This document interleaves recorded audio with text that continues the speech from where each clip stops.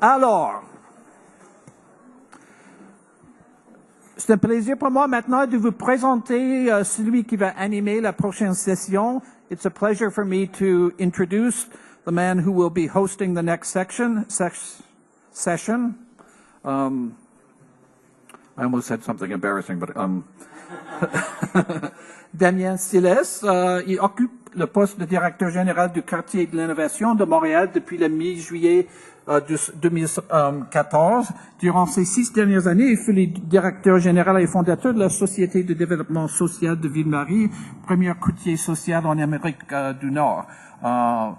Je connais Damien depuis quelques mois. Je peux vous assurer qu'il connaît tout le monde à Montréal. Il est impliqué dans beaucoup de projets très intéressants et fascinants. Et il nous a semblé la personne idéale pour animer cette session qui touche sur tout ce qui est numérique et urbain. Damien?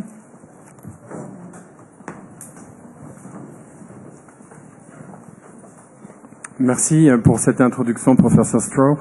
C'est avec grand plaisir que je modère cette série de présentations sur les enjeux du numérique, un thème qui a une portée internationale et surtout innovatrice, et surtout avec des penseurs locaux et internationaux. En tant que directeur général du quartier de l'innovation, un écosystème d'innovation de Montréal, basé sur le savoir et à l'écoute d'une communauté innovante, je suis vraiment heureux aujourd'hui de guider cette discussion et surtout curieux d'entendre les idées des panélistes. Les métropoles aujourd'hui sont en mesure de stimuler la participation citoyenne, l'innovation, la créativité pour trouver des solutions aux problèmes sociaux. Ideas for creative cities, smart cities, green cities, sustainable cities, and wired cities represent bold new thinking. It is clear that cities are busy reinventing themselves and the future. Today, we will explore how we can make a city more equitable, innovative, and participatory. During this panel, we will hear from experts in digital cities, smart cities, creative and open cities from Montreal to Vancouver. Unfortunately, we learned yesterday that due to an important conflicting commitment in Mexico City, Gabriela Gomez-Mont will be unable to travel to Montreal to be here today. She was sorry to have missed the conference and the wonderful winter that we have right now. However, I'm very happy to say that she was able to arrange a Skype appearance and is now joining us live from Mexico City, where she is the director of the Laboratory for the City, a creative think tank and experimental space to ponder social scripts and urban futures. So, I'm going to ask each speaker to give their presentation, and after each presentation, we'll take a few questions from the audience. First of all, Madame Jessie Adcock, Chief Digital Officer, City of Montreal, responsable en chef des services numériques, Ville de Vancouver. Monsieur Harout Chitilian, Vice Chair, City Council Executive Committee Montreal, vice-président du comité exécutif Ville de Montréal, qui est dans la salle, qui va venir nous rejoindre. Stéphane Guidoin, Director Products and Services OpenEarth.ca, directeur de développement des produits et des services OpenEarth.ca. Et enfin, Madame Gabriela Gomez-Mont, directeur Laboratory for the City, Mexico City, directrice laboratoire de la ville de Mexico. So, our first speaker has traveled from the city of Vancouver to be with us today. Mrs. Jessie Adcock is Vancouver's first Chief Digital Officer, a role she has held since 2013. Mrs. Adcock is technology, marketing and digital professional who have been employed globally within the high-tech sector since 1988. She came to the city from a global financial institution where she held a series of senior roles in marketing and IT with responsibilities for developing and implementing the company's global digital strategy, application development and online service delivery for consumer and business market. Je laisse la parole maintenant pour 20 minutes à Madame Adcock.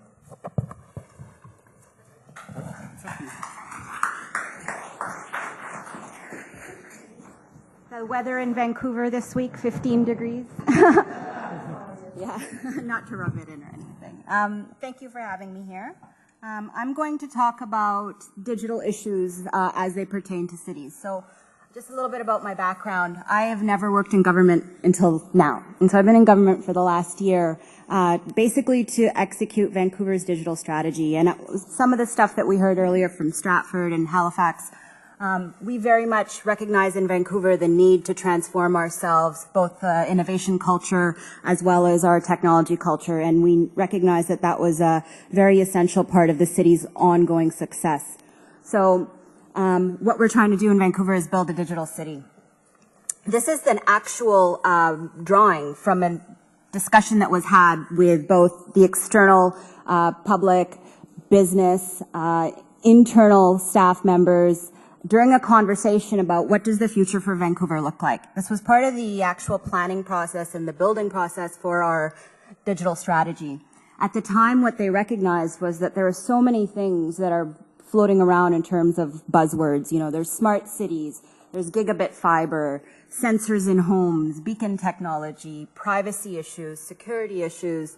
What does mobile first mean? What does digital first mean? And I think a lot of the people in this room probably already understand that, but in the construct of government, it's not necessarily known by everybody automatically. And so what we really needed to do in Vancouver was to, one, lay out an end vision that said, what does that end vision look like? And in the case of things like online services, it looks like being able to do everything online and not having to come to City Hall.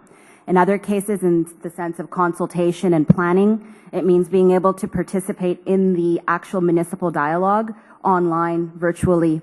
It means having a presence in areas where your public is. So for example, you know, there's so many dialogues and conversations on Twitter. The governments need to be there. The governments need to be part of those conversations. Otherwise, you risk alienating the citizens of the city. So the first issue was actually recognizing the need. And I think one of the themes earlier on was things happen so slowly. Things happen, you know, via a bureaucratic process that doesn't make sense. And I think number one is recognizing the need, but then also getting the whole organization on board with that need. And what Vancouver did was, I think, was pretty good in the sense of being quite modest and humble about where they were, is they recognized that they were actually very early days. They recognized that they had no digital maturity when compared against other global cities. So the starting point was to say, where are we right now? And this chart, basically, the big green circle is Vancouver. And what they did is they looked at where we were. Now, this assessment was done in 2012, so we have moved the dial since then. But we saw that we had a long way to go. And what we did was we looked at 4 different sections in terms of digital maturity. We looked at, you know, online presence, what we offer, how we communicate with our stakeholders, how we govern, how we participate where we are. We looked at mobile. An interesting fact is that this year in December, almost half of the traffic, online traffic coming to our website is now over a mobile device. So it's been hovering from 40 to 50% for quite some time. That's like a very, very significant piece of information when you consider that 50% of your interaction during a particular month. And I'll tell you another fun fact. Our highest traffic spike ever, aside from our November election, was Boxing Day last year.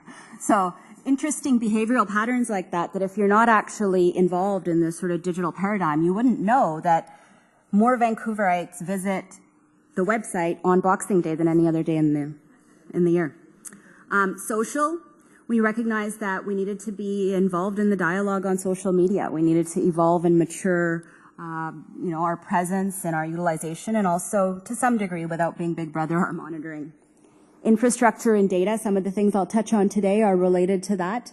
You know, fiber optic is now as valuable as gold in some municipalities, and municipalities have a very, very strong responsibility to pave the way for what broadband connectivity is going to look like in municipalities. Recent studies indicate that people equate broadband access with human rights. And so we have to be very, recognize that need and plan for not the current needs, but also for the expansion needs of business, the expansion needs of families and homes. We also have to work, you know, collectively with the various players in that telecom market to make sure that we put in place some strategies to build out fiber and also Wi-Fi. So, oops. Why is this strategy so important to our city? And I think this would probably pertain to any city in the world, is that the innovation outside of government is changing expectations for how government should behave. An interesting thing, though, is when you're a commercial brand, you can often build a business case for investing in digital, whether it's, how good your user experience is, how much effort you involve, how many clicks does it take. So, for example, right now, to register for a yoga class in Vancouver, it takes you 19 clicks. In the commercial world, that wouldn't really go over very well with most consumers. However, when you don't have a choice to go to any other community center, you sort of just have to grin and bear it. So the business case is very hard to make for digital in government. However, what we are noticing is that the mobile shift, and what we mean by the mobile shift is that citizens are now interacting with us on their smartphones and not necessarily coming in anymore. So what we have to do is we have to respond to that shift by having channels open for people to interact with us and get all of the services that they need, as well as get access to any information that they might require. Another interesting reason that this is all important is that the availability of mass data has created not only pressure from inside government, but also outside government. Younger, more innovative startup companies have expectations that we should make the data available, and I'll touch on that a little bit too. So our strategy, and what I'll do over the next sort of 15 minutes, is I just wanted to give you a flavor for what our strategy is, and then I'll touch on some of the initiatives within the strategy and the challenges that I think that we're facing. Engagement and access. We have 4 pillars in our digital strategy: engagement and access, infrastructure and assets, digital economy, and then organizational maturity. The first pillar contains a number of initiatives where we look at increasing the number of online services. We look at increasing digital literacy and making sure that people across the city have access to internet so that we don't create haves and have-nots. We're also thinking about creating more of a customer service paradigm around channels. So right now, most of the governmental organizations are siloed. They don't talk to one another. So your parks organization might not talk to your roads organization, that doesn't talk to your, the people who pick up the garbage on the weekends, who might not talk to fire, and they might not talk to police. So as a result, the citizen themselves is caught up in a web of confusing rhetoric and the web of confusing access issues, and they feel disengaged. And I think that if we're going to build success in the future on cities, we need to peel back that disengagement a little bit. And the way you do that is by creating, borrow or steal a marketing term, delightful experiences. Now, I don't think it's probably realistic to think that the governments could create delightful experiences, but you at least have to, try to achieve some of that. In terms of infrastructure and assets, we currently have no strategies that actually inform how we want to build out our broadband for the generations to come. And as you can imagine, data consumption is going up. And so we need to build out that infrastructure, much as we build out our sewer infrastructure, our water infrastructure, our utilities infrastructure. Partnerships, we talked about PPPs a little bit, and the lack of funding being a huge challenge for municipalities. I think that's probably universal. So as part of our digital strategy, we opened up a mechanism for us to be more creative in terms of partnerships with private enterprise, so that we could bring in things that are important for Vancouver's public. Digital economy, our startup culture and our innovation culture is very, very thriving in Vancouver. And what's interesting about our strategy, it also encompasses techniques and projects and initiatives that are targeted at creating opportunity to create jobs and retain talent within the city. It's very important for us to have a thriving technical culture, and so part of our strategy looks at that. And then finally, digital maturity within the organization itself. You can't do anything outside if the culture inside doesn't change. So we have 15 priority initiatives, and I won't go through them all, but essentially, more of what I've already said. We want to enable more services across platforms. We want to expand open data. I'll explain that a little bit. We want to do more in terms of communication and engagement using tools, social media platforms and online tools. And I think that a lot of the younger demographics would appreciate that more. What's interesting, though, is that most of the voting public is probably the folks that are now the fastest growing segments on social media channels. So we never would have expected this to have happened. I think probably traditional thinkers within municipal government thought that that's just for the kids, and what's happening is actually not just for the kids anymore. So, just I guess in terms of those 15 initiatives, it's a 4-year strategy, and then the first thing falling off the back of the council approving that strategy was bringing somebody in to execute said strategy. So they looked outside of government, and I probably got, I guess, what is the coolest job in Vancouver if you're in my, or coolest job in the country for that fact if you're in my field. And I feel very lucky to be a part of it. We have a council that's very dedicated to the strategy. We have a city manager and senior management who are all very dedicated. So, you know, I feel really good about the fact that Vancouver's journey from where they started to where they ended would probably, you know, stands to succeed given the fact that we've had all of the enabling things lined up. So we had a strategy, we had senior support, we have public support, the citizens supported as well. There's a real momentum that's built up behind this strategy. But it doesn't come without challenges. So executing the strategy, I'll just, you know, briefly touch on a few of our initiatives and the challenges that we've faced. And I think maybe to take away from some of the discussion points here is how can we help our cities that are resource constrained, that are dealing with, you know, floods and fires and catastrophes on a daily basis, how can we help them to innovate without necessarily having to have them buy products from us? So the biggest thing that we can do is how can we enable cities to grow and mature in ways that you don't have to go through procurement cycles. I think those are the ideas and the innovations that will help our cities grow. So challenge number one, issue number one is moving to a digital culture.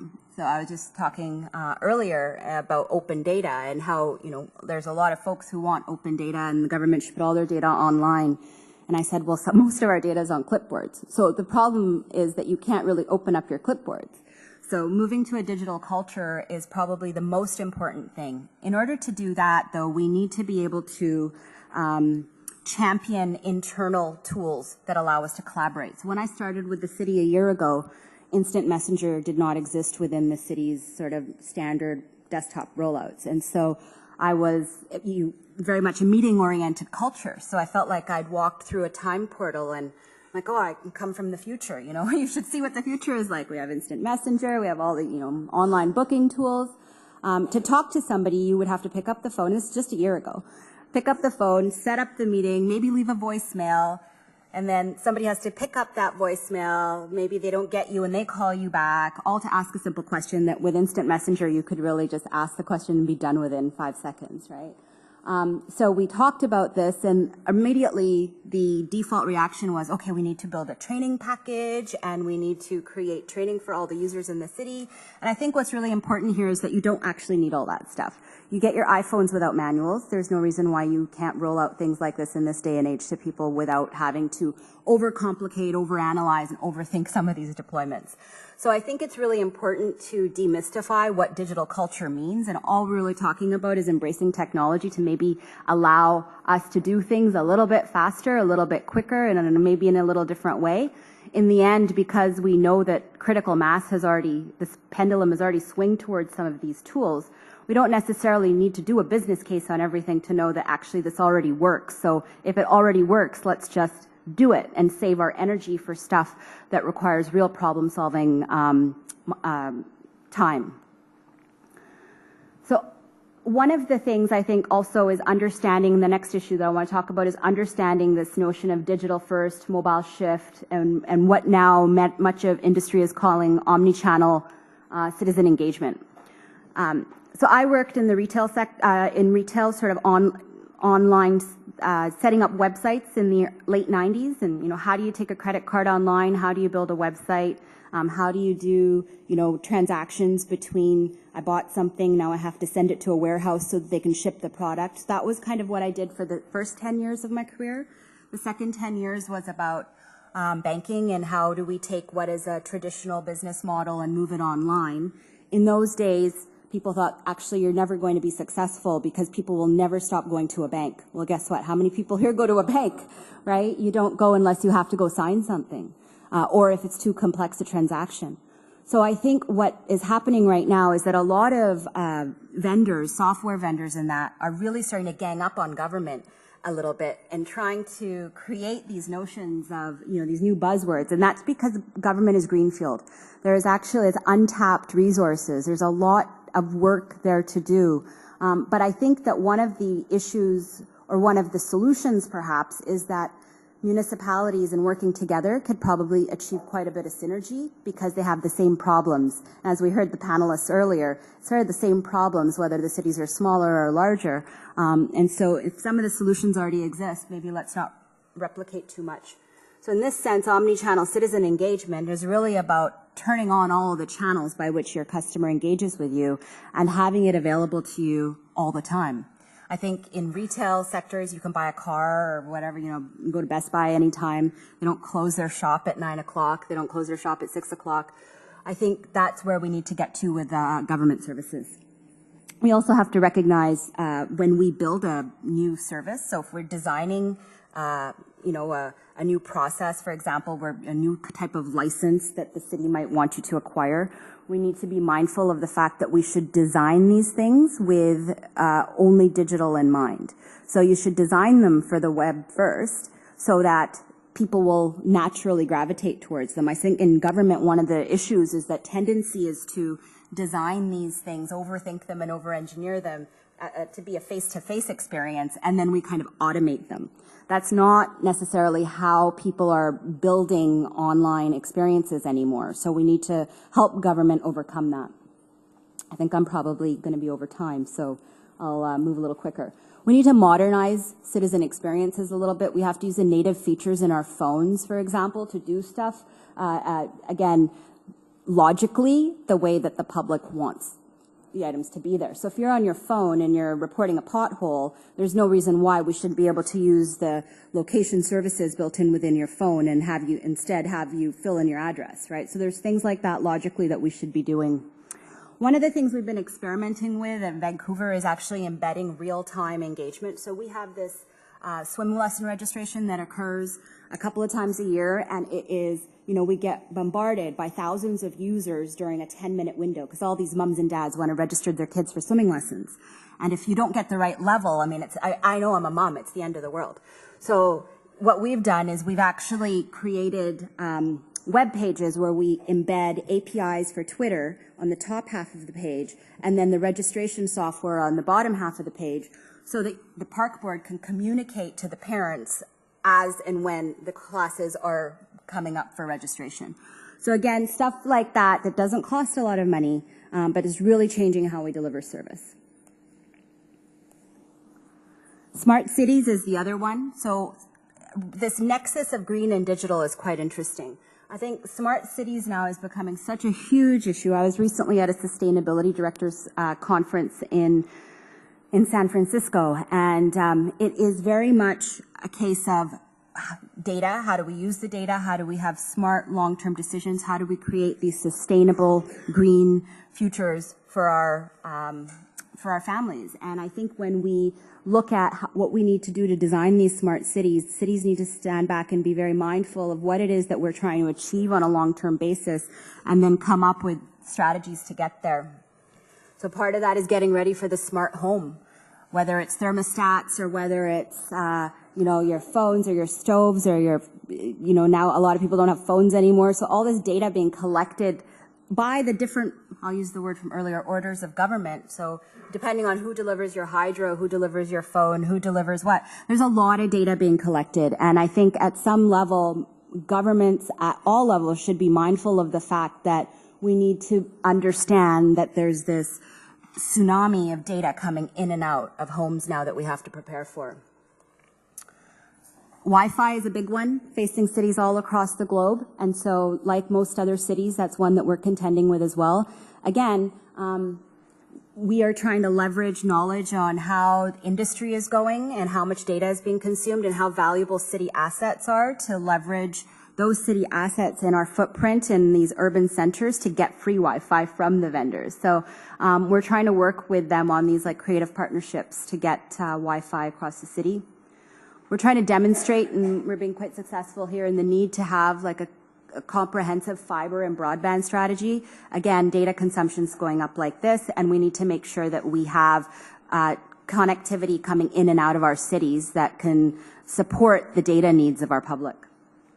Enhancing open data and governance, this is also a big one. So again, we want to make sure that we open up data. This is an example of data that we opened up. We basically put all of our garbage pickup schedules, all the data online as a data set, and then a local company has built an application that now allows you to get push notification when it's time to pick up your garbage. So this is one of our most heavily used applications. So if there's ever any issues, you get a text right away that says, oh, sorry, you know, we missed garbage pickup in this area and we're going to be late. And it's dramatically increased citizen engagement because folks are happy that we're telling them something, and technically it's not hard to do. Connecting the dots, which is probably always the hardest thing about data or in digital culture, is making sure that there's just so much to do, and there's always going to be a lot of critics. And one of the biggest issues that I find in digital is that everyone is an expert in digital because everyone uses the internet. And so it's really hard to have productive conversations when most of them are usually people very critical of what you're trying to achieve. And it's a little difficult sometimes, but you have to understand, again, having those end goals in mind really help. And that's where the digital strategy in Vancouver is really useful for me. I have a very clear end goal for 2016, so it allows me to focus on what we need to champion. I think I'm probably running over now. Vancouver has the very, very ambitious goal of being the greenest city on earth by 2020, and we are driving towards that goal. It's, you know, it's such an important goal to all of us inside City Hall and outside City Hall. And what we've actually recognized since I came on board working with our green team is that there is a really, really interesting nexus happening where green and digital intersect, whether it's clean tech companies are also technology companies are also sustainable companies, the data that's garnered off of all of that. And what we've really been doing is trying to support innovation at the nexus of those two items. Trying to create a legacy for technology and social innovations, another digital issue. This is an old police building that we're converting into an incubation and acceleration hub. And so we'll have really neat architectural features, but the idea is that the floors will be dedicated to not just technology, and one floor will be for technology innovation, one will be for arts, one will be for social innovation, so it'll be quite good. We're continuing to do this, and it's attracting IT sector investment. So we now have Microsoft moving in their largest non-US development center into Vancouver in the coming year. We have Amazon in town, we have Facebook in town, we have a number of different folks coming into Vancouver as a result of not only efforts of the ongoing efforts of the digital strategy, but they're actually paying quite a bit of dividend. That's good, yeah.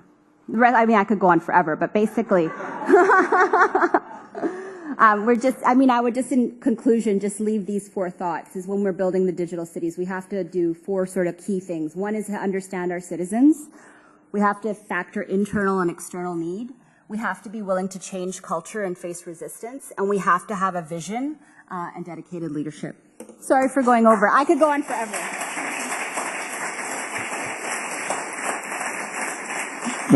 Merci beaucoup, Madame Adcock. On peut prendre deux questions, oui. Now it's possible to ask to have two questions. So if you have a question, donnez votre nom et d'où vous venez, s'il vous plaît. Name and job. Personne? Ah, Madame. My name is Alison Hackney. I'm a McGill alumna. And my question is about what happens if you should have the bad luck to lack power, as we did in Quebec for, several weeks in 1998. Then what happens with the digital revolution? Merci. It's working? Is it working? Microphone. You have a... I mean, I think obviously we need, power redundancy issues. I think a small thing like that shouldn't be able to bring down your entire city's digital strategy. I mean, I think at the end of the day that, yes, that prohibits us from operating. But it's all about an evolution, I think, not a revolution. This is a recognition that our society is evolving, and we need to evolve government to keep pace with the change in society. Our governments are very old and traditional, and our society has evolved and become quite modern and technological. So a power failure in that, absolutely, we need to have, emergency management processes in place to deal with those kinds of things, because they will cripple a town in certain cases. But I don't think it should detract us or distract us from the fact that we need to have this innovation happening inside government. Parfait. Deuxième question, monsieur.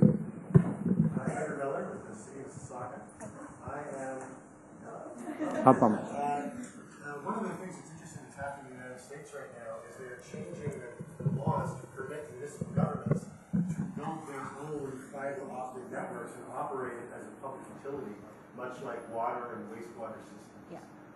Do you think that's a direction that we need to move in Canada? Should we be thinking about, should we not be relying on big telcos to provide our infrastructure, digital infrastructure? Is that something the city should be in the business of? So we have a combination of both in British Columbia. I'm not sure around the rest of the country what it's like, but we have some of our municipalities actually building out their fiber networks and then getting status to be able to resell that internet.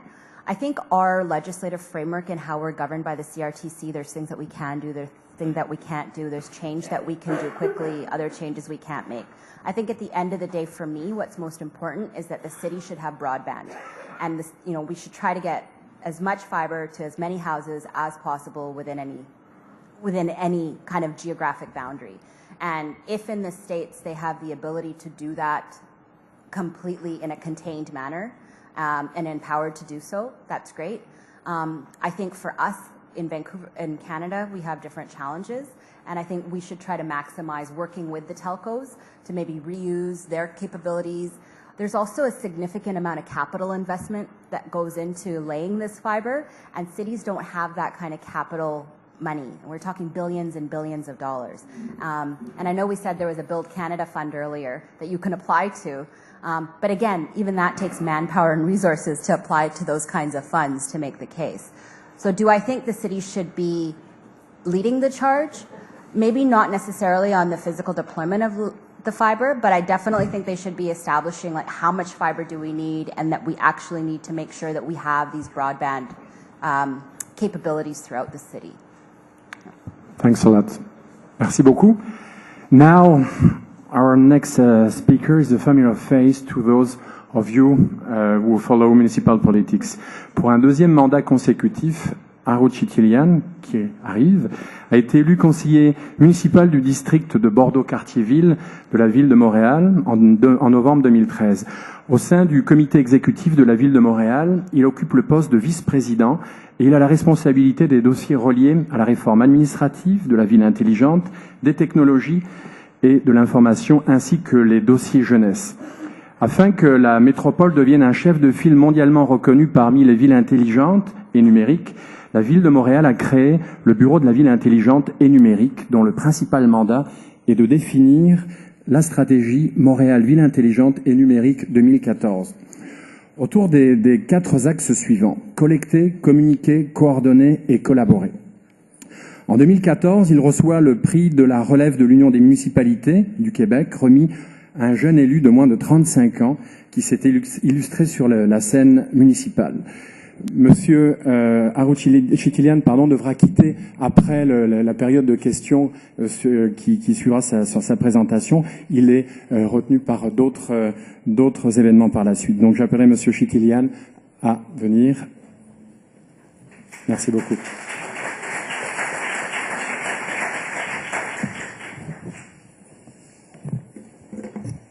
Merci beaucoup, Damien. Thank you very much for that introduction. First and foremost, I just want to congratulate the City of Vancouver. The presentation was quite inspiring. But besides the inspiring presentation, also I see a trend here. Vancouver, Montreal, Stanley Cup Finals, maybe, yeah? and definitely to bring the cup back to Montreal. You know, you guys can be in the finals, that's okay? Yeah? Can we have an applause for the Habs winning the cup this year? Why not? Yeah? Great, I'm sure they can hear us right now.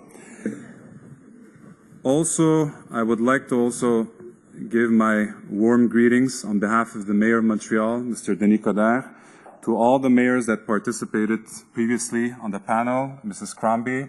I saw you guys on Power and Politics. It was amazing, and looking forward to seeing all the federal parties give a follow-up to all the different recommendations that came from that very interesting discussion.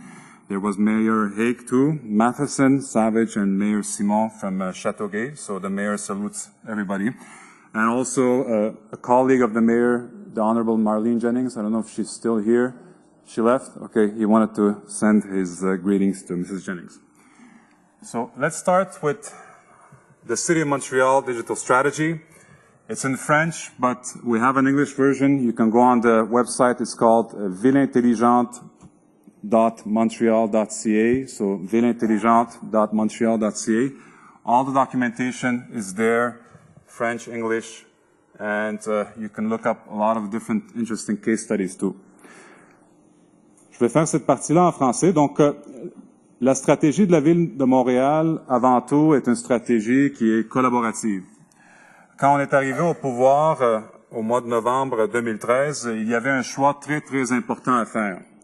Est-ce que par souci d'agenda et d'échéancier politique, on allait accélérer un projet fédérateur pour avoir des livrables à très, très court terme en définissant les besoins à la communauté, ou on allait prendre le temps pour définir un processus qui est un processus de dialogue permanent et ouvert et transparent, pour définir une stratégie, pour définir des projets et surtout après communiquer les réalisations et faire adhérer l'ensemble de la communauté dans ces réalisations. Donc, la stratégie est en 5 étapes.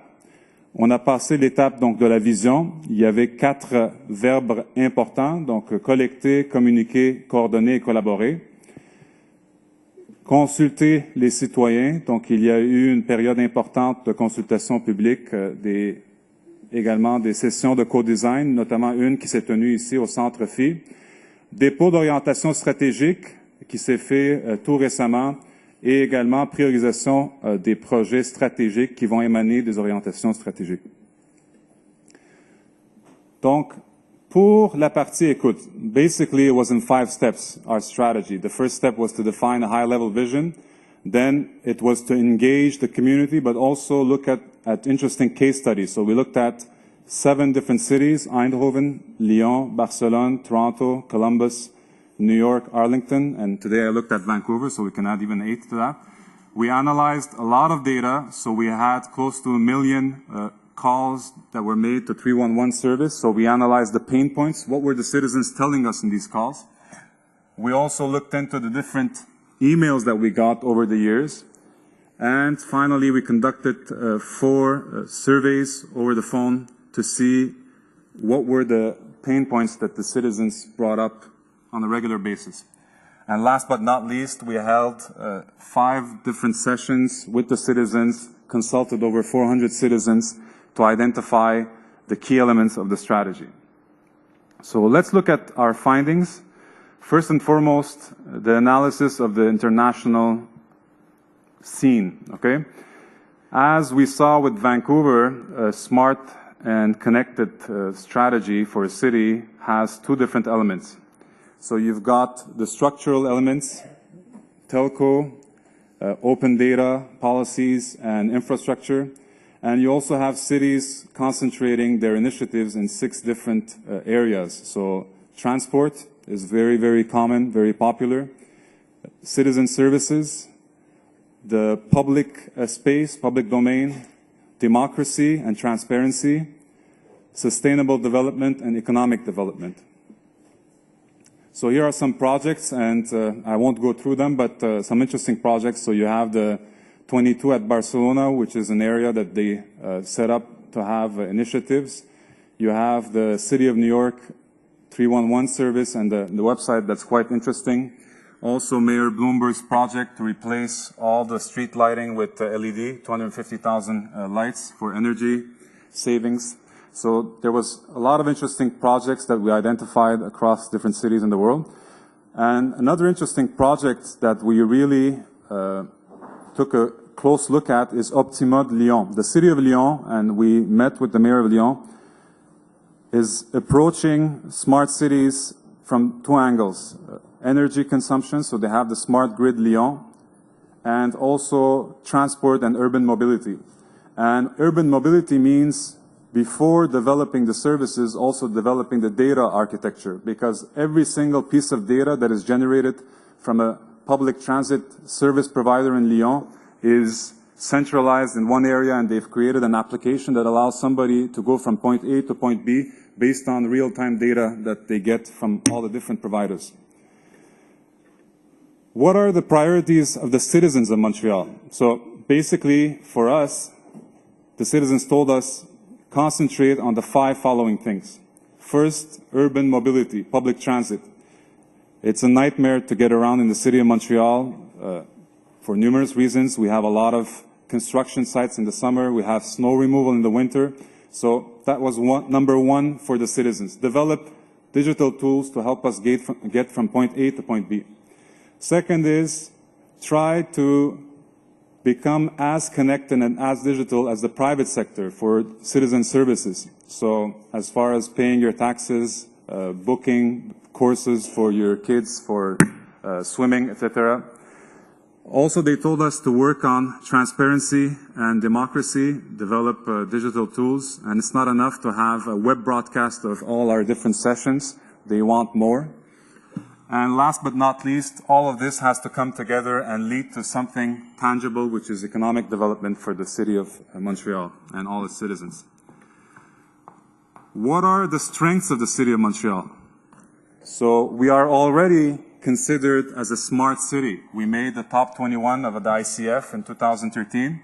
We have close to $21 billion of gross domestic product generated from the IT sector, 10 living labs, 11 different university institutions, 750 Wi-Fi access points, 170,000 students, 150 research centers, 8 industrial clusters, and so forth. So the base is extremely solid.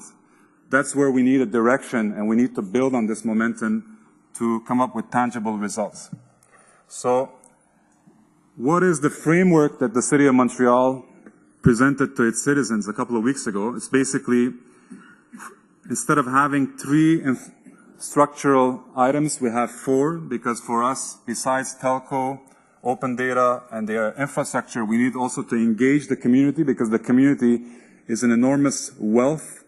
I kind of draw the parallel between the wealth of knowledge that the community has and the hydroelectrical dams, because this energy is confined, and as long as we don't harness it, we don't make the most of it. And we tapped into it by organizing a co-design session for a snow removal app. And we held our first co-design session in the month of May. And when we were organizing this session, people told me, you know, Harout, you'll be lucky if you have 20, 25 people show up. It's 31st of May, it's a sunny day. I said, look, we don't have any windows inside, so that's a given, that's a plus for me. And never underestimate the citizens of Montreal, because they're engaged and they want to participate. 110 people showed up to co-design the snow removal service. And then we organized the challenge. We challenged the community to develop the application, and we had 16 different companies develop prototypes for it. And we chose one of the prototypes to become the application of the City of Montreal. Yes, it has issues because of the data that we're providing to this application, but in the first year, in the first 3 weeks, we had close to 60,000 downloads. So the need is there, the community is there to help, you just have to tap into the community. We have also 5 specific areas we want to focus in. So, like I said, urban mobility, citizen services, develop also an urban layout that encompasses smart development, have more transparency in economic development. So I'll skip through all the different, there's specific targets for each structural area. And I'll go right to, because there's an important part, which is, what do we do with all this? So we have 4 structural priorities, and we have 5 specific areas that we want to work in. We can't do everything. As a public institution, we got to first and foremost, I think it's Socrates that said that, the wise are those who admit that they know nothing. So we're admitting that we have limits, okay?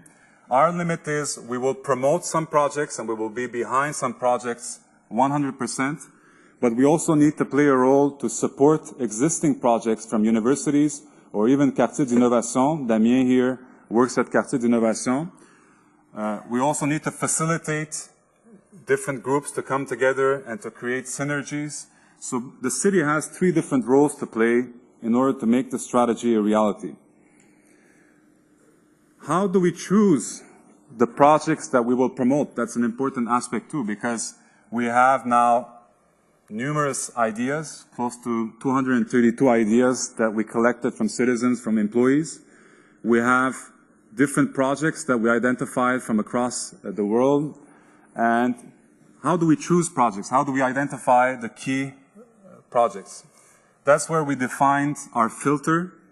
And we defined this filter with the citizens of Montreal and the community. And there's 5 criteria that will allow us to judge a project and an action and prioritize them. First and foremost, what are the impacts on the strategy itself? So does it match our strategic priorities? What's the return, the ROC, the return on the community? We're not only talking about ROI here. Cost return benefits, that's the 4th element. And the 5th is the lead time, because we are dealing with, we need to catch up on different cities, but we're also dealing with a political timetable. We have a mandate, we have 4 years, it's already 16 months done, 32 to go. So we need to deliver certain services to show that the strategy had feet. And last but not least, once we start and initiate the projects, this is quite interesting. We took this from the UK digital strategy. Basically, we will classify the projects in 4 different categories. We already started classifying them because there's some projects that are in the discovery phase. Some are in alpha phase, so prototyping, beta, which is the prototype is done and we've tested it, and in operation. So once we put in place the different projects, any citizen can go any time of the day on the website and see in real time where the different initiatives are at. And last but not least, all of this, we need funding. So the city of Montreal has done has undertaken 2 key decisions. First and foremost, from an IT perspective, there's an enormous gap that we need to make up. So we've taken the budget of the capital investment budget from 80 million to 240 million over 3 years for the next cycle. And as far as the smart city initiatives, we've also dedicated $23 million to execute the different projects that we will promote. I know what some of you are thinking. Is this dollars for big corporations? And my answer is no. And first and foremost, we intend to do a lot of small projects with the startup community, and we've done the snow removal project. We recently did a contract and a transparency package. Basically, any citizen will be able to go in a couple of months and see which company got how many dollars in which area, from what date to what date, and that tool is being developed by Nord-Ouvert, and Stéphane is involved in Nord-Ouvert. And we have to also reinforce the expertise of the city of Montreal, because the #1 mistake that a lot of cities have made in developing digital strategies is that they confine, yes, they define a strategy, but then they confine the execution and the management of these initiatives to the private sector. And we need to keep a control on the steering wheel, so we need to reinforce the expertise, and in the coming weeks, we are going to announce some changes from that regard at the City of Montreal.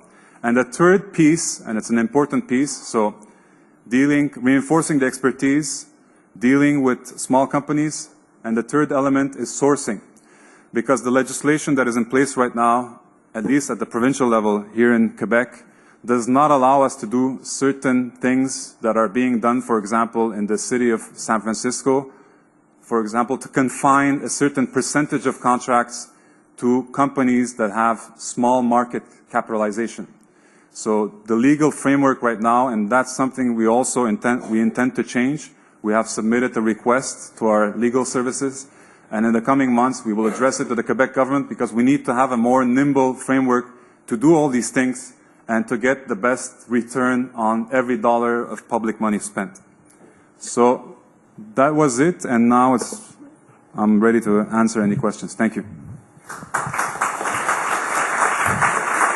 Donc, 1, 2, 3. Celui-ci, 2 questions. S'il y a des gens dans le public, monsieur. Votre nom, vous pouvez aller au micro peut-être? Nom et l'endroit d'où vous venez. Oui, merci Harout. Peut-être qu'une partie, there's a piece that maybe you have not had the chance to address, which is the project that you're actually supporting 100%, you presented, but the other projects that you would like support as a facilitator. So let's say there's a bottom-up approach. How do you facilitate? Let's say we have ideas, or the citizens or companies have ideas to propose to the city.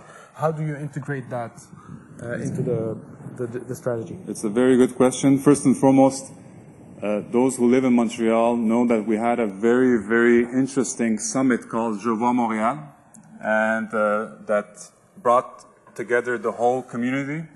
And from Je vois Montréal, we've already inherited some projects that made a consensus in the community.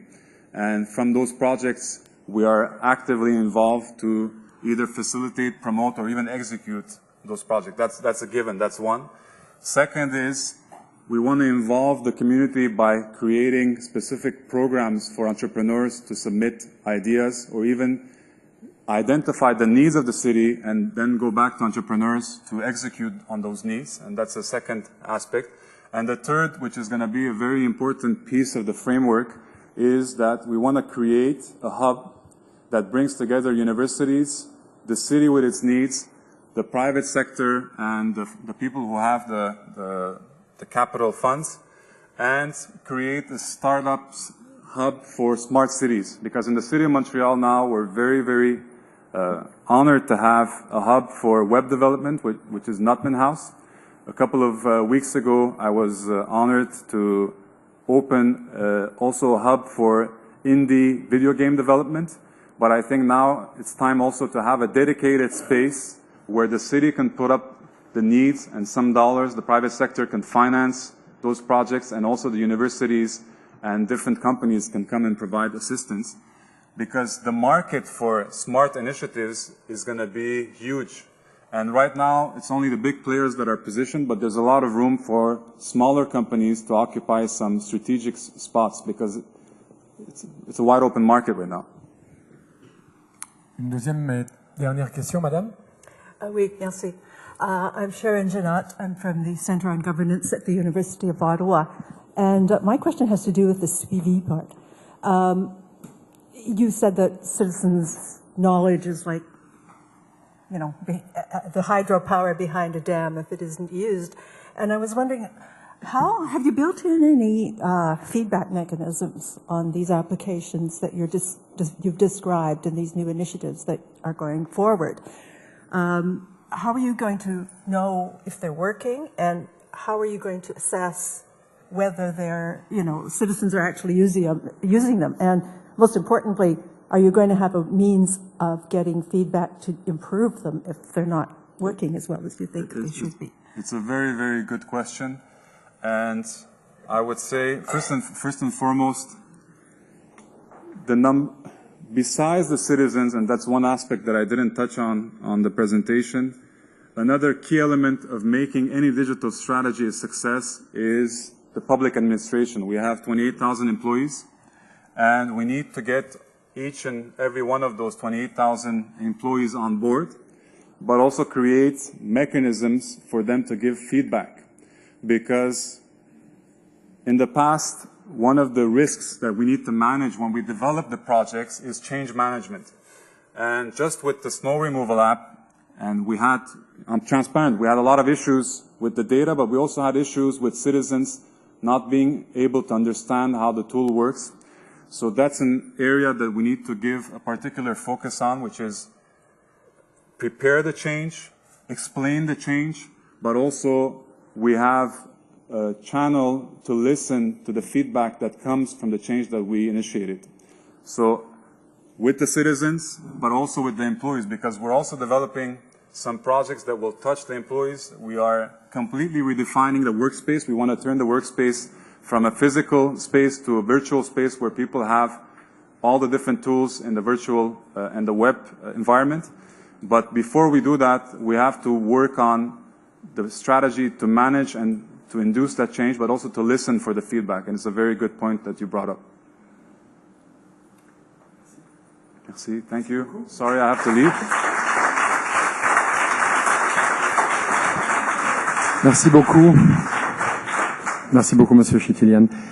Maintenant, our next speaker is very well known within the open data movement. Stéphane Guidoin est directeur de développement des produits et du service de Nord Ouvert d'ADCA, un organisme sans but lucratif qui crée des outils en ligne afin d'éduquer et de permettre aux citoyens de participer activement à la démocratie canadienne. Stéphane est un des leaders du mouvement des données ouvertes depuis 2006, année où il a cofondé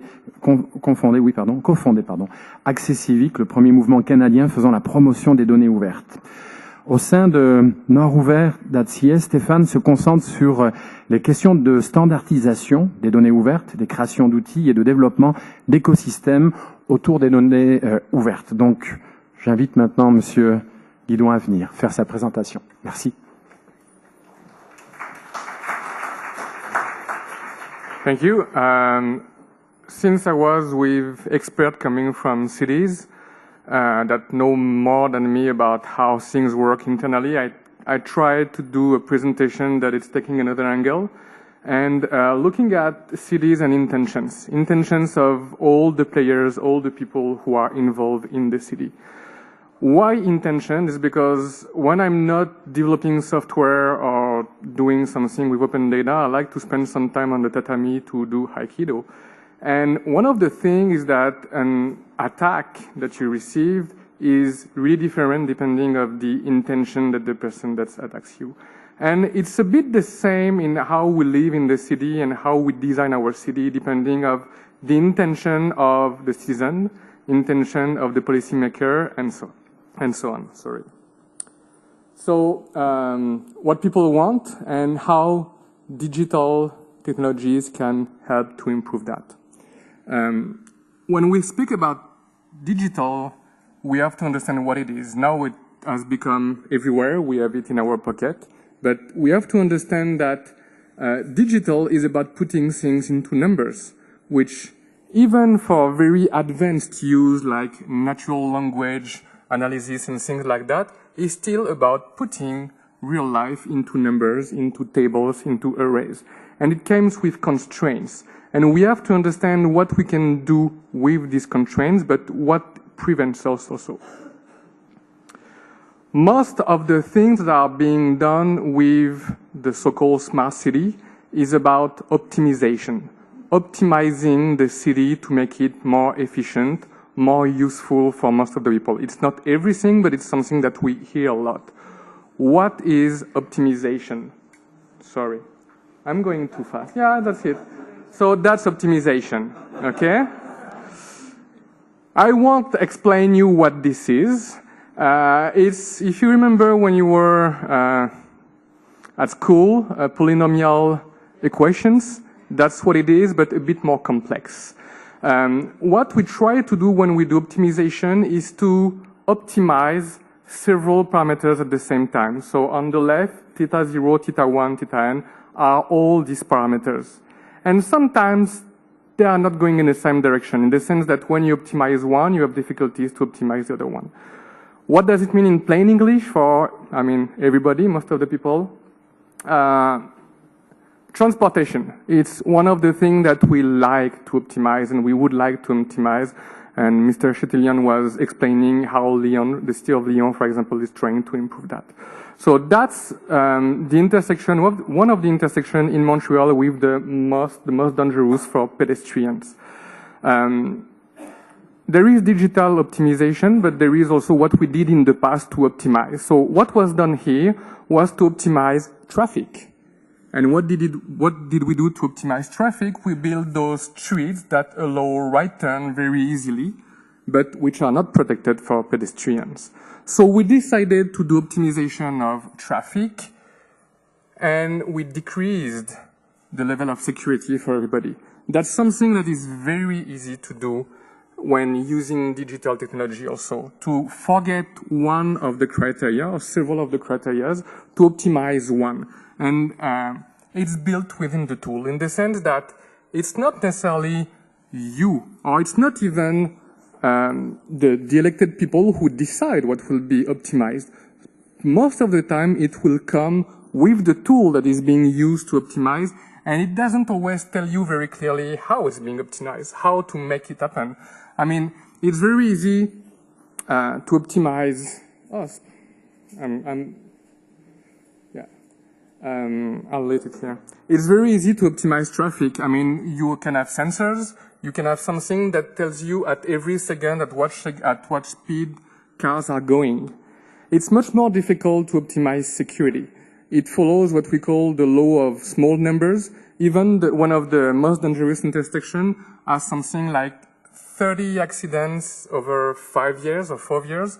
So at any instant, I can decide to improve speed. But it's very difficult for me to see what's the improvement I can do to security, because I can have 1 year without an accident and I say, yeah, I did it, I improved it. But in fact, the next year, you will have 5 or 10.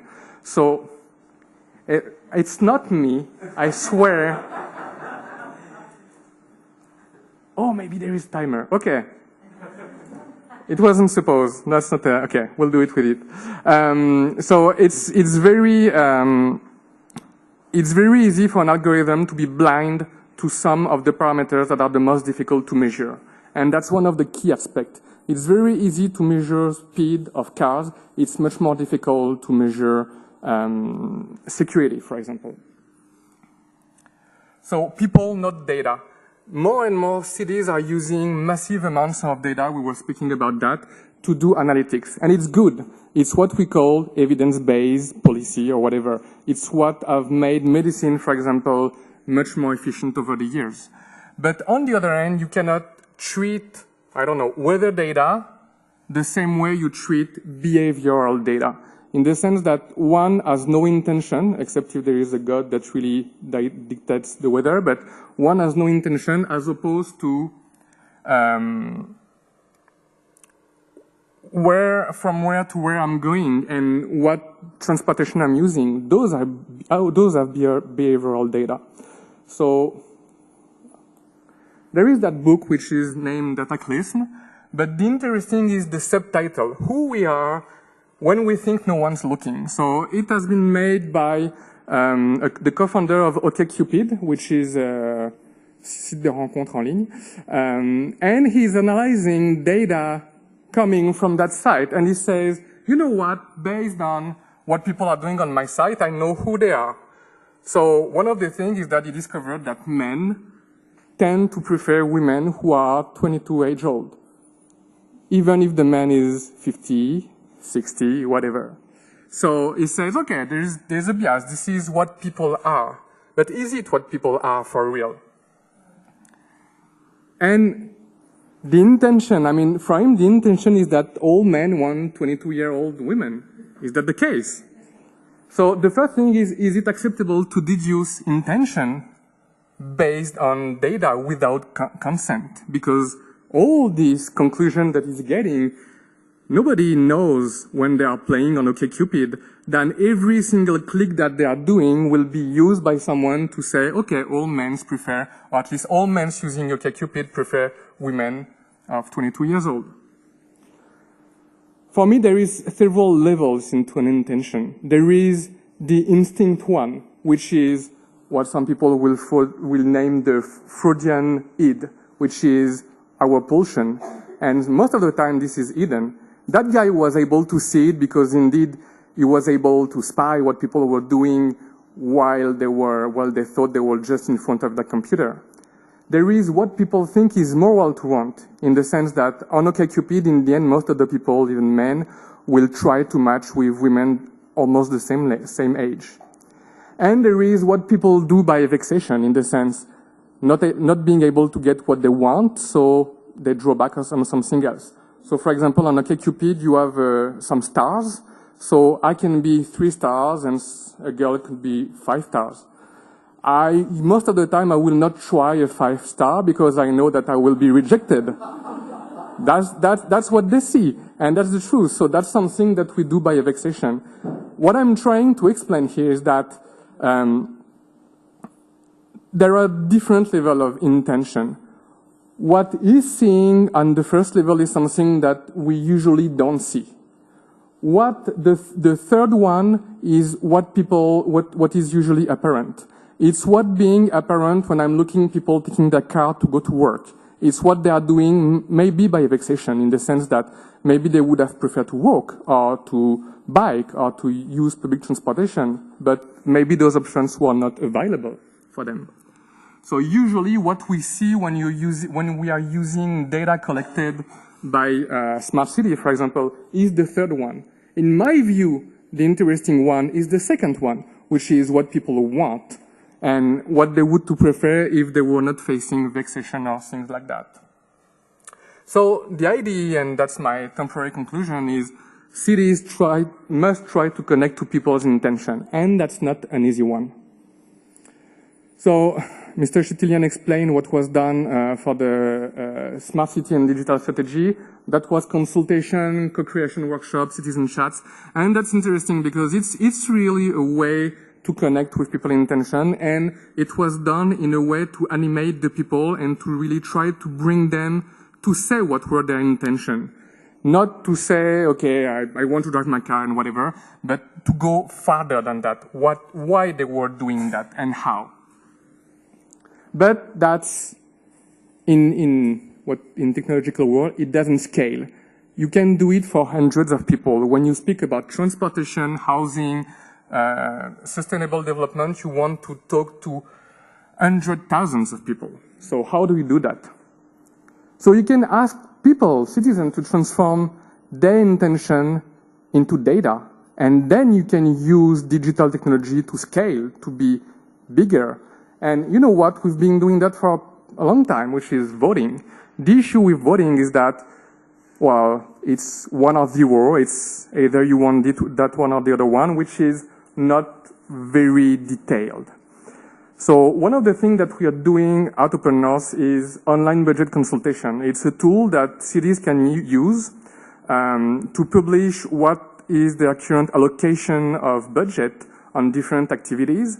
And citizens can say, okay, I want more snow removal, but hey, you end up in a negative budget, so you have to cut somewhere else. So it's really bringing people to more complex, more detailed data that you can put. So it's really asking people to transform their intention, I want more snow removal, into data that can be processed at a large scale. And it's also forcing people to do choice, which usually is much more difficult. So now I speak French. I've been proposed to do both French and English, so I'll do it. Here is a nice pseudocode of what change of language in software development can be. Why I'm doing that is because you see FR_CA, it means French Canadian. I'm saying that I will switch to Français Canadien. If you heard me, you know that I'm not French Canadian, I'm French. But I'm living in Canada, but software are just able to say either you're French Canadian or French, but I'm both. If you hear me, you will know that I'm French, but when I go to France, people know that I'm not French, or not anymore at least. So that's one of the things and one of the issue with software development and digital world is that you're creating buckets, and you know that you're limiting yourself into a bucket. Intention of the policymaker and the data. So that's the other way around. The other one, I try to transform intention. Oh, j'avais dit je parle en français, pardon. Dans le cas précédent, on essayait de transformer une intention en données. Là, c'est l'inverse. Comment les données peuvent informer, peuvent influencer les décisions. Et c'est très intéressant parce que donc il y a un article qui est ressorti récemment qui s'appelle The Strange New World of Evidence-Free Government, où au Royaume-Uni, le Royaume-Uni qui est le leader en ouverture de données ouvertes, en transparence, tout ce que vous voulez, ils sont number one, il y a une série d'articles qui est sortie qui montre comment le gouvernement n'utilise pas les données pour prendre des décisions. C'est intéressant. Donc, ils disent, oui, oui, transparence, etc., mais quand vient le temps de faire les décisions, quand vient le temps de couper de l'argent dans les budgets d'aide aux personnes à faibles ressources, là, il y a personne qui va vérifier dans les données quel va être l'impact sur ces gens-là. Est-ce que ça va augmenter le taux de suicide? Est-ce que ça va augmenter je sais pas quoi? Il y a un pays dont le drapeau est une feuille d'érable qui a un peu le même problème quand il coupe dans le census. Je suis désolé, ma Switch n'est pas passée en français. Dans le recensement, merci. Ou plus récemment le gouvernement québécois aussi qui a coupé dans des projets, dans des budgets en disant très naïvement on n'a pas vraiment fait d'évaluation de ce qui allait se passer. Plus proche de nous, il y a le prolongement d'une autoroute, qui est autoroute 19, dans lequel, là encore, on veut augmenter des tuyaux, et pourtant toutes les données montrent que ce n'est pas une bonne chose. Pourquoi? Il y a deux choses. La première, c'est une loi qui est quasiment aussi universelle que la gravité. Toute infrastructure créée pour régler des problèmes de congestion va empirer les problèmes de congestion. Donc, quand on dit qu'on va régler un problème de congestion en créant une autoroute, en général, c'est une mauvaise idée. La deuxième chose, c'est qu'il a été démontré que quand on augmente les tuyaux, on augmente le nombre d'accidents. On en revient à la slide précédente au sujet des accidents. Donc, est-ce qu'il y a du monde qui a regardé les données qui existent? Malheureusement, non. Tout ça pour en venir, donc, on a vu les citoyens, on a vu les politiques, les preneurs des décisions. Et moi, ça m'amène aux questions de tout ce qui est le processus démocratique. D'ailleurs, je parlais de vote. Bizarrement, l'avènement des technologies numériques arrive en même temps que la baisse de tout ce qui est engagement. Les gens votent moins, les syndicats sont en baisse, et on a des outils, dont on nous dit, qui vont permettre d'améliorer l'engagement citoyen, d'améliorer la transparence. Comment? La question, c'est comment? Et la question, c'est est-ce que c'est réellement quelque chose qui va arriver comme ça? Et si c'est pas comme quelque chose qui arrive naturellement, comment on fait pour le créer? Les outils numériques sont de très bons agrégateurs. C'est très très bon pour mettre plein d'informations, puis on agrège, puis c'est ce que fait Wikipédia. Le problème, c'est qu'avec des outils comme Wikipédia, on a l'impression que soudainement le numérique rend tout possible. Non. Wikipédia marche parce que c'est un agrégateur et parce que ça va très bien dans les concepts numérique. Me battre avec ça jusqu'à la fin. Mais c'est un spectre, en fait. On part de l'agrégation, on a après les éléments de collaboration et les éléments de prise de décision. Comme je disais, agrégation, c'est bon. Collaboration, on a des outils en ligne qui commencent à être pas mal bons. Prise de décision, c'est beaucoup plus difficile. Et avec la prise de décision, vient tout ce qui est la gestion du pouvoir. Qui a le pouvoir là-dedans? Qui décide en bout de ligne comment les choses vont se faire? Les outils numériques ont le moyen de changer ça, mais par défaut, ce qu'on voit, c'est que les outils numériques tendent à concentrer le pouvoir plus qu'autre chose. On parle souvent de désintermédiarisation, mais souvent, en fait, tout ce qu'on fait, c'est on enlève 10 intermédiaires en rajoute un qui est plus puissant. Donc, de mon point de vue, de mon expérience, de par des outils, des choses qu'on a vues, c'est possible d'éviter ça. Mais c'est juste que il faut vraiment que les outils numériques qui sont bâtis soient pensés pour éviter la concentration de pouvoir et pour permettre l'organisation, la mobilisation et la prise de décision. Et c'est par ces approches-là, et puis je dis pas que j'ai la solution à tout, je dis pas que j'ai une vision claire de comment on va s'y rendre, mais c'est par ces chemins-là qu'on va permettre de recréer vraiment ou de renforcer les processus démocratiques à l'aide des outils numériques. Organisation, mobilisation, c'est intéressant parce que c'est des choses qui historiquement se font en dehors des gouvernements. Donc, un des éléments qu'il faut retirer de ça, c'est que c'est pas nécessairement les gouvernements qui doivent prendre l'entièreté de la charge de réaliser ces choses-là. Mais il faut qu'ils le soutiennent. Dans le sens que quand ils mettent en place des outils, quand ils mettent en place des processus, il faut qu'ils soient faits en pensant à rendre possible et à faciliter l'organisation de la mobilisation. Et en bout de ligne, la prise de décision. Le but, c'est d'en arriver un peu à ça, dans le sens que les outils, les données rentrent dans un cercle vertueux avec les citoyens et avec les organisations gouvernementales. Ça a l'air évident comme ça, c'est l'air d'une lapalissade, mais ça l'est pas.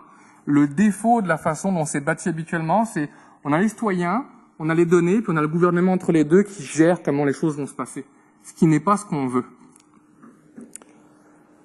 Donc tout ça pour en venir à la conclusion.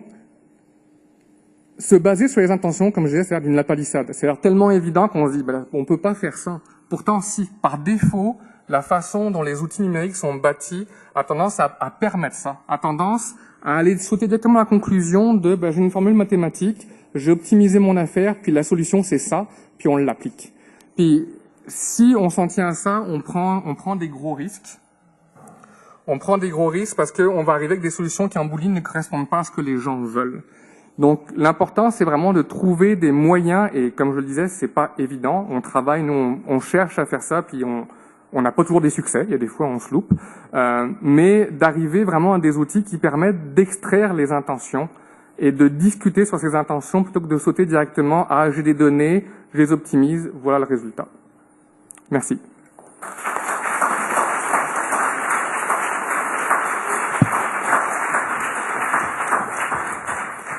Merci beaucoup. Est-ce qu'il y a des questions? Une question. Moi, j'ai le droit de poser une petite question. Lundi dernier, on a reçu Steve Wozniak à Montréal. On lui a posé la question dans quoi il investirait prochainement. Il a parlé dans tout ce qui est outils numériques, etc. Mais il a mis un mais parce qu'il a peur de la vitesse où ça va, où le développement va et comment on peut après contrôler ou perdre le contrôle de tout ça. Qu'est-ce que vous en pensez? En fait, c'est beaucoup dans justement l'intention qu'on met en développant ces outils. Puis tout à l'heure, M. Chitilian parlait des processus d'approvisionnement. C'est un élément très intéressant parce que la façon dont ça marche à l'heure actuelle, puis ça va être extrêmement difficile à changer, c'est on a des requis, puis à partir du moment où on a un outil qui remplit ces requis, on va l'acheter. Puis le problème, c'est que souvent, on peut pas ouvrir la boîte. On ne sait pas ce qu'il y a dedans. On ne sait pas comment ils ont été bâtis.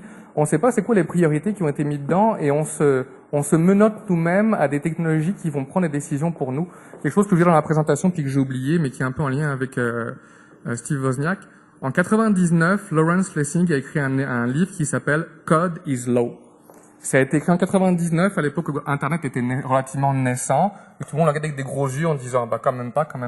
La réalité de ce qu'on voit maintenant, c'est que code is law, or by law at least. Dans le sens que c'est ça qui va créer souvent des murs invisibles dans ce qu'on est autorisé à faire ou ce qu'on est autorisé ou pas à faire. Parfait. Madame, votre nom? Oui, bonjour. Je m'appelle Justine McIntyre. Je suis élue à la Ville de Montréal, conseillère de ville pour le district de Pierrefonds-Roxboro. J'agis également en tant que critique à l'opposition, la troisième opposition, pour tout ce qui concerne la technologie, le numérique, la ville intelligente, etc. Donc, merci beaucoup, Monsieur Guidoin, pour votre présentation. J'ai deux questions. En fait, la première, c'est que j'aimerais savoir plus sur votre projet Nord ouvert. Et la deuxième question, c'est que vous avez beaucoup parlé de comment on peut mieux découvrir l'intention des citoyens, ce que les citoyens veulent de leur ville. Mais je voudrais savoir ce que vous voyez comme étant le plus grand défi numérique auquel fait face la ville de Montréal. Merci. OK. I can say it in English. I'm asking him to give us... It's okay. On a un peu de retard. Je laisse à la discrétion de Monsieur Guidoin. Merci beaucoup. Donc, le plus gros défi a été soulevé tout à l'heure, à mon avis, c'est la culture technologique de la population. Dans le sens que malheureusement, puis il y a du monde qui dit qu'il faudrait que tout le monde sache coder. Je suis pas sûr que c'est une bonne idée. Je suis pas sûr qu'avoir tout le monde qui sait faire du développement, c'est quelque chose de pertinent. Par contre, comprendre certains des éléments, pas comprendre la formule que j'ai montrée, mais comprendre ce qui vient avec la formule et les conséquences de cette formule, ça c'est quelque chose de, à mon avis, central. Donc la capacité, puis ça c'est quelque chose à mon avis qui n'existe pas à l'heure actuelle. Soit on est développeur, soit on est néophyte et on comprend pas. Il faut être capable de trouver un milieu qui, à l'heure actuelle, n'existe pas en termes de formation, en termes de compréhension, qui permet autant aux décideurs politiques que les citoyens de comprendre qu'est-ce que les outils numériques qu'on leur propose vont changer dans leur vie quotidienne. Merci beaucoup. On va on va passer à la dernière personne speaker. Est-ce que nous avons Madame Gomez-Mont? Oui. Vamos a hablar espagnol. On attend pour être certain d'être en ligne. Vous me donnez le go? Hello? Hello. Buenas tardes. Hello, hello. Yes, we hear you, but can't see you. Hello? Okay, I'm going to try. Gabriel Gomez-Mont is the director of Mexico City's laboratory, Mexico City's new creative think tank, an exceptional space, a place to ponder social scripts and urban futures from the speculative, even outlandish, to the practical. She has won several international awards and recognition for work in different disciplines, and was recently selected as a World City Summit Young Leader. Señora Gomez-Mont, it's working? Non? Les joies du direct. On l'a perdu. Allô, allô? Which? Well. Yes, we have to wait a couple of seconds. No? We're going to try to call back. 1 minute, yes, otherwise.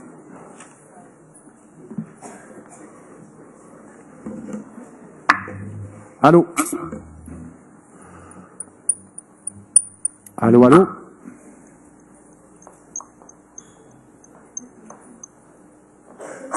Allô? Allô? Wait. Oops, it's my voice, sorry.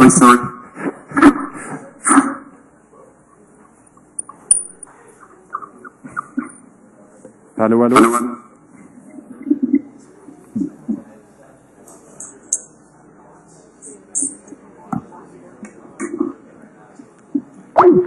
On l'a perdu.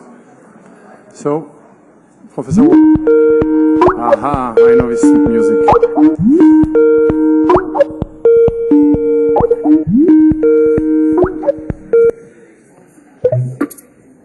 Allô?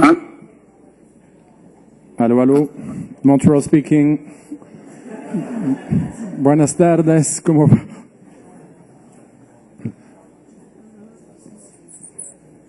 Parece que no. No. Allô, allô?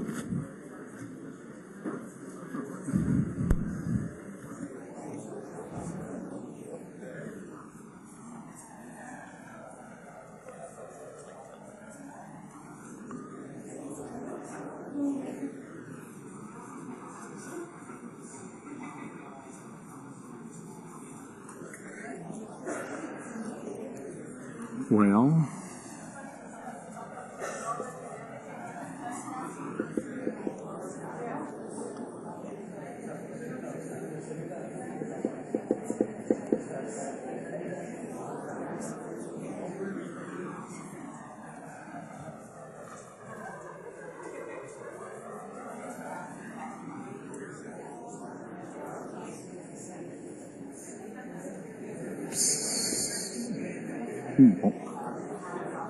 sorry. So, Professor Stroh? No? So, oui, right. Bon, on va être juste à right at the time. Merci beaucoup à tous les speakers qui sont venus cet après-midi. Now we will take a short break until 10 minutes exactly, 5:15, and I will ask you to move to down to. Ah bon, ben je pense que je vais laisser dans ces cas-là parler le professeur Stroh pour. Vous pouvez expliquer ce qu'on va faire? Merci beaucoup. Merci beaucoup, Damien. Je vais prendre mon téléphone.